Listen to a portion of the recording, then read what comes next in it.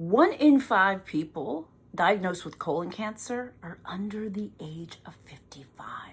That's right. It's unbelievable. And not only that, I think this next statistic is even more staggering.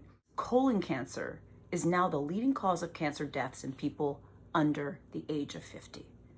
Guys, this is huge. This is a lot of colon cancer. And we're seeing it in people younger and younger and younger. Just think about the celebrities that we've lost from colon cancer who've been young, the people we know, the people we've heard about who've been young.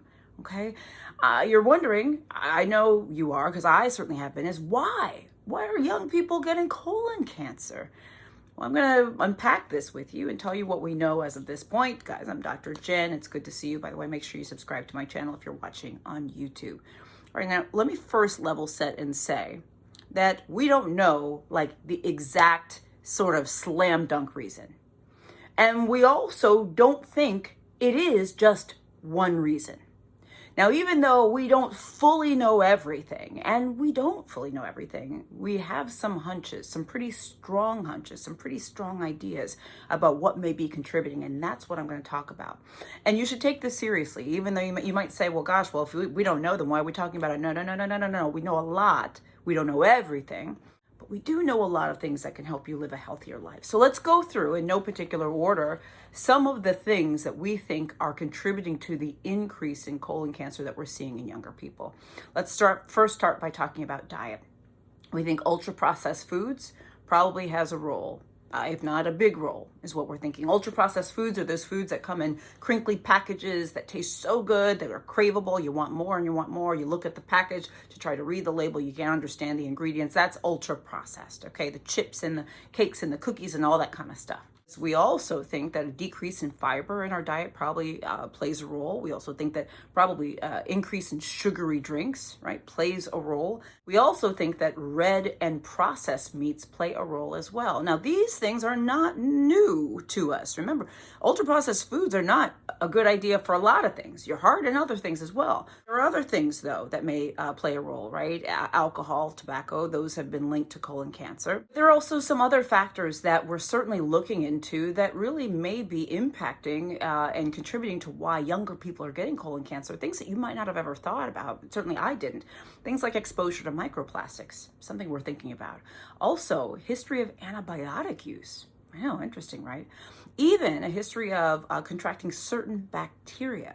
Again, a lot of the stuff we're still looking into, but they are they're sort of on the table as potential contributors. Also, things like forever chemicals. Okay, we're definitely concerned about forever chemicals. But let's also talk about our activity levels, and this is something that we think we're pretty confident probably plays a role. Is a sedentary lifestyle. Not moving, not exercising, okay? That is big, and I would sort of put that in the bucket with ultra-processed foods and processed meats and red meats and stuff like that. Yeah, sedentary lifestyle we know is not good, and we really do think it plays a role with colon cancer being on the rise in young people. Also, obesity likely plays a role too. You know, look, what we think at this point is that it's multifactorial, that there's more than one reason and more than one factor contributing to why younger people are getting colon cancer. Now, remember, in general, you are more likely to get colon cancer if you have a family history or you have certain underlying conditions, inflammatory bowel disease, perhaps if you have polyps, and the list goes on, okay? But these are some extra things that we are learning in particular as it relates to younger people. What I will say is that this is a reminder that, you know, cutting back on your ultra processed foods, excuse me, it's a tongue twister, not smoking, you know, drinking only in moderation or none at all, you know, cutting back on the sugary drinks, exercise. These are good ideas for everyone, basically all the time. Okay, so keep these things in mind. The other thing is make sure that you are getting screened, all right? So screening now starts at the age of 45. However, you might be saying, well, gosh, what do we do? We've been seeing colon cancers in people younger than 45. But right now, the guideline is 45 unless you're at high risk. If you have a family history, you have polyps, you have certain underlying conditions, you've got other conditions, blah, blah, blah, blah, blah. And it'll be interesting to see if that guideline about 45 changes. But right now, that is the guideline. What I would say is that if you ever experience any unusual symptoms, and for those watching on YouTube, I'll link a video here about some signs and symptoms of colon cancer, belly pain, unintentional weight loss, blood in your stool, etc. There's other things.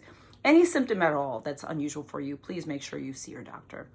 This is a video that will need to be updated because, again, this is an evolving topic. But since we are seeing so many young people contract colon cancer. Oh, and by the way, younger people often when they get colon cancer is at a later stage, right? So, oh, not good. Just take note of the date and like the date of this video, because as we learn more, this information may change. But these are some things that we think right now. And of course, I also have to say as a disclaimer, I probably didn't mention all the potential risk factors that we think may be playing a role or could play a role. But these are some of the ones higher on the list. Guys, I'm Dr. Jen Caudle, practicing family physician, honor health expert, and video creator. I do daily videos on all sorts of things. Please follow me on Facebook. Please subscribe to my channel on YouTube. Click the little bell for updates. Sign up for my free health newsletter at drjencaudle.com. Also follow me on TikTok, Instagram, LinkedIn, WhatsApp, all the things. Guys, I'm Dr. Jen. It's good to see you.